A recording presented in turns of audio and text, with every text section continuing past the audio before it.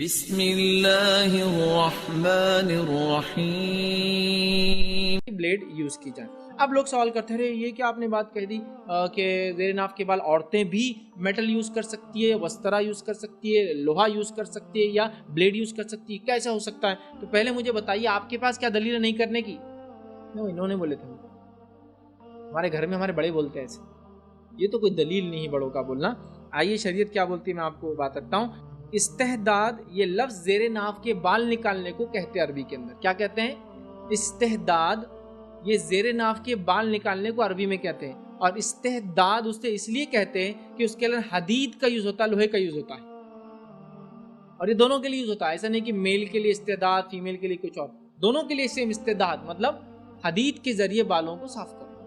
ठीक है, आइए हदीस भी सुन लीजिए। सही बुखारी की रिवायत है, नबी अकरम सल्लल्लाहु अलैहि वसल्लम के ज़माने का वाक़या है। नबी अकरम सल्लल्लाहु अलैहि वसल्लम ने जाबिर रज़ी अल्लाह अन्हु को हुक्म दिया जब वो अपने घर की तरफ जा रहे थे, और ये हदीस में बयान किया और फरमाया, कहा जब तू रात के वक्त आए तो अपनी अहलिया के पास ना जा हत्ता कि वो औरत जिसका खाविद इससे दूर हो। मतलब सहाबा वगैरह सफ़र करते तो महीने 2-2 महीने दूर होते, तो आप फरमा रहे घर पर इत्तला भेजना चाहिए, डायरेक्ट शौहर को नहीं जाना चाहिए। और क्या फरमा रहे कि जिसका शौहर रात को घर वापस आए तो वो उसकी अहलिया के पास ना जाए हत्ता कि वो औरत जिसका खाविद इससे दूर हुआ था वो लोहे का इस्तेमाल कर ले, वो लोहे का इस्तेमाल कर ले, यानी ज़ेरे नाफ के बाल निकाल ले और परागंदा बाल, फैले हुए सर के बालों को जमा ले।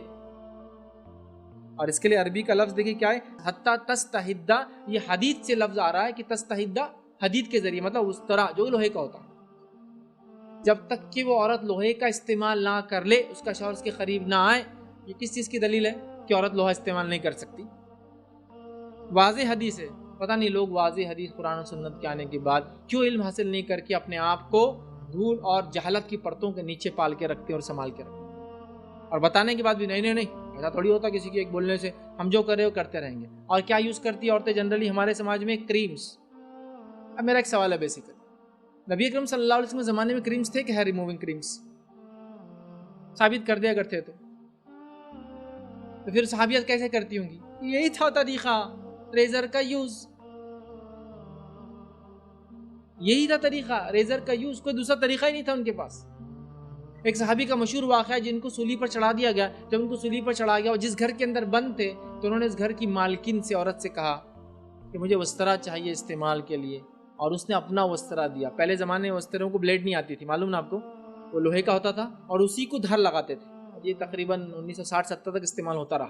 वो एक ही लोहे का टुकड़ा, उसको धार लगाते थे, सबको यूज़ होता था। बाद में बीमारियां वगैरह आम हुई तो गवर्नमेंट ने उस पर बैन लगा दिया और कहा कि हर किसी के लिए एक नई ब्लेड। अब तो इतने शेविंग ब्लेड वगैरह आसानी से आ चुके हैं जिसकी कोई इंतजार नहीं। तो उस ज़माने में तो ये क्रीम्स नहीं थे, स्ट्रिप्स नहीं थे, खींच के निकालने का तरीका नहीं था। फिर बताइए, फिर यही था तरीका। इसलिए हदीस के अंदर लफ्ज़ जो है तस्तहिद्दा, जब तक कि वो लोहे का इस्तेमाल ना कर ले। फिर मैं और आप कौन होते ये बोलने वाले नहीं। और क्रीम्स और ये जो पेस्ट और ये स्ट्रिप्स होते हैं ना, याद रखिए बहुत नुकसानदेह है, मेरी बात को याद रख लीजिए, बहुत नुकसानदेह, जिल्द को काला कर देते हैं। और ऑलरेडी वो एक सेंसिटिव स्किन है, उसके अंदर ऐसी चीज़ों का इस्तेमाल अगर करते भी है कोई तो बहुत महंगी वाले इस्तेमाल करें। क्रीम से बेटर मैं कहूँगा फिर सीजर का यूज़ करें।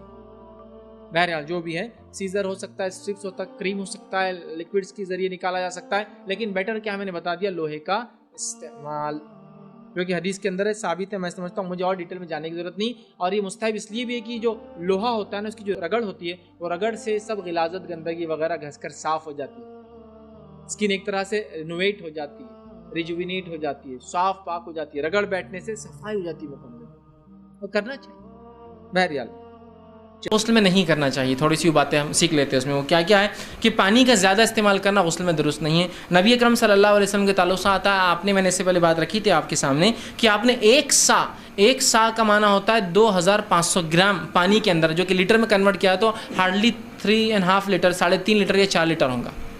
कि तो ग्राम को जब लीटर में करते हैं तो उसकी क्वान्टिटी आधी या उससे ज़्यादा बढ़ जाती है, हाफ हो जाती है। तो 1 सा पानी में मतलब 2.5 किलो पानी, अब किलो मतलब लीटर ज़्यादा होगा, 3.5 या 4 लीटर पानी में आप गुस्ल करते हैं, तो कम पानी कीजिए। ये अच्छी बात नहीं है कि आप बहुत पानी इस्तेमाल करें। रहा मसला कि पानी ही ज़्यादा और वैसे ही जा रहा है तो इस्तेमाल करने में कोई, जैसा कि घर में पानी ज़्यादा है, आप मोटर से निकाल रहे हैं और साफ़ है तो नहा भी लो, क्या है उसमें। अब ज़ाहिर सी बात है हज़ारों लीटर में नहा रहे हैं आप, ठीक है, तो ये एक अलग चीज़ है। लेकिन उमूमी एतबार से कम पानी में, इसलिए कि शरीयत ने किसी भी काम में इसराफ को पसंद नहीं किया। दूसरी चीज़ जो है, जो आप याद रखेंगे, ऐसी जगह बैठ कर नहाना है जहाँ गंदगी हो, अंदेशा हो कि नहाने से पानी वो अंदर जाकर उल्टा आंख पे आ जाएगा, गिलाजत हो, तो ऐसी जगह बिल्कुल नहाए ना, ठीक है, एहतियात करें वहाँ। अगर ऐसी जगह मजबूरी है तो ऊंची जगह बैठे ताकि वो छींटे अगर उड़े तो आंख तक ना पहुँचे। समझ लीजिए आप किसी हमाम में चले गए, ऐसा होता है कभी कॉमन टॉयलेट से, कॉमन हमाम से, और अंदर पूरा पानी भरा हुआ है, पहले से मोहरी बंद है, चौकअप है, अब साफ भी नहीं कर सकते और नहाना भी ज़रूरी है, तो एक ऊंची चीज़ से बैठ के नहा लीजिए।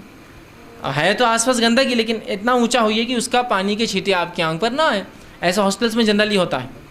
या बारिश हो गई आपके इलाके में, अब क्या करते, बारिश चालू है, नाला फुल हो गया तो अंदर ड्रेनेज फुल हो जाते हैं, पानी वापस नहीं जाता, भरा हुआ रहता है। तो अब क्या करेंगे, गुस्ल भी वाजिब है, नमाज का वक्त भी हो रहा है, तो फिर ऊंची जगह बैठ जाइए, लेकिन कोशिश करें कि साफ़ जगह ना है जहाँ गंदगी गिलाजत आपके ऊपर ना उड़े। तीसरी चीज़ जो है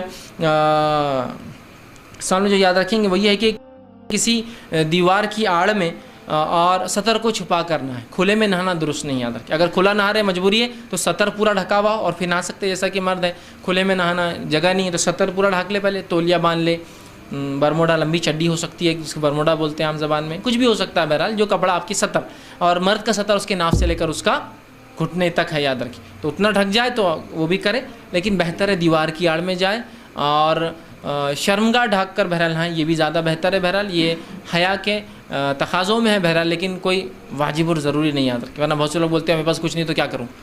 नहा सकते हैं आप नंगी होकर भी, लेकिन बेहतर है कि आप कुछ पहन ले, शर्मगाह को ढक ले बहरहाल। और अगर खुले में नहा रहे तो सतर छुपना ज़रूरी है, सिर्फ शर्मगाह नहीं, सतर, पूरा सतर, ठीक है, पूरा सतर उसमें ढकना ज़रूर। और अगर अकेले में नहा रहे तो सिर्फ शर्मगाह भी ढक जाए तो काफ़ी है।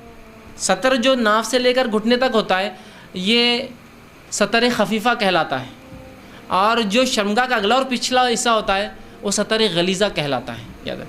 तो अगर लोग देखने का अंदेशा हो तो सतर खफीफ़ा पूरा सतर ढके, और अकेले नहा रहे तो सतर गलीज़ा कम से कम अगला और पिछला हिस्सा ढका रहे, याद रखें, ठीक है, मतलब अगला और पिछला, और बाकी आप रान वान तो खुली रह सकती क्योंकि आप अंदर ना रहे हमाम में, कोई देखने वाला नहीं, मजबूरी है, कुछ भी नहीं कपड़ा तो कोई मसला नहीं, आप बगैर उसके भी, वरना बहुत से लोग होते हैं जो तौलिया सुखाने को आंख दिया जाता है उसी को बांध के नहा लेते, फिर बोलते और तौलिया दो, घर वाले के पास और टॉवेल नहीं रहता, वो बोलता बाबा वैसे ही नहा लेना था, आपने पहले बोलना चाहिए था, नहीं तो हमको कि आपको डबल टॉवेल लगता है ना।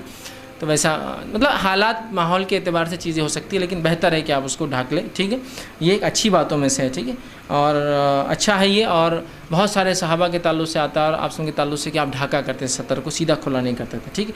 इसी तरह जो है ठहरे हुए पानी के ताल्लुक़ से याद रखिए कि आप फरमाएँ कि ठहरे हुए पानी के अंदर जो है अगर जनाबत की हालत में तो कोशिश करे कि गिलाजत को बाहर ज़ायल करे और फिर ठहरे हुए पानी में उतरने की कोशिश करे, ठीक, कि जैसे जो मैंने कहा ना, गिलाजत को ज़ायल करना, वो बाहर कर ले और फिर ठहरे हुए पानी में जाए, सीधे जाके उसी में ज़ायल करें गिलाजत तो हो सकता है उसको भी और दूसरों को भी उससे तकलीफ़, ठीक है। तो बहरहाल इन बातों को आप याद रखेंगे। अब गुस्ल का तरीक़ा क्या होगा, आप